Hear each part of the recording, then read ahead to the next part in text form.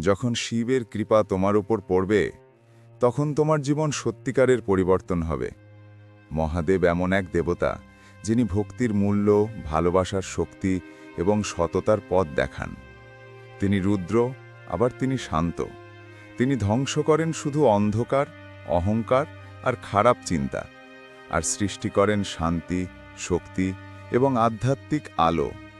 যখন শিবের কৃপা তোমার জীবনে প্রবেশ করবে তখন তুমি দেখবে যে সমস্যাকে তুমি অসম্ভব ভাবতে তা সহজ হয়ে যাচ্ছে। যে পথ বন্ধ ছিল তা খুলে যাচ্ছে। যখন অন্য সবাই তোমাকে ছেড়ে যাবে, মহাদেব তোমার পাশে দাঁড়িয়ে বলবেন, নির্ভয় হও, আমি আছি। শিবের কৃপা মানে শুধু অর্থ বা সফলতা নয়, এটি শান্তি, ধৈর্য, বিশ্বাস এবং জীবনের সত্যকে দেখার ক্ষমতা।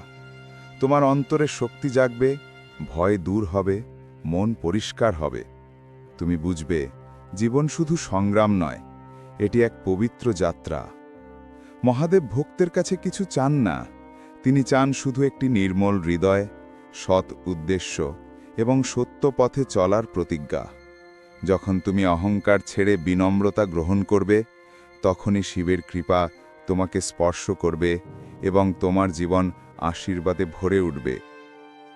শেষে শুধু এইটুকুই বলবো, যে ভক্ত সত্যিকারের ভক্তি করে তার জীবন শিব নিজ হাতে বদলে দেন। যখন শিবের কৃপা তোমার ওপর পড়বে তখন অসম্ভব সম্ভব হবে, অন্ধকার আলোতে ভরে যাবে, আর জীবন হবে শান্তি ও আনন্দের পথ।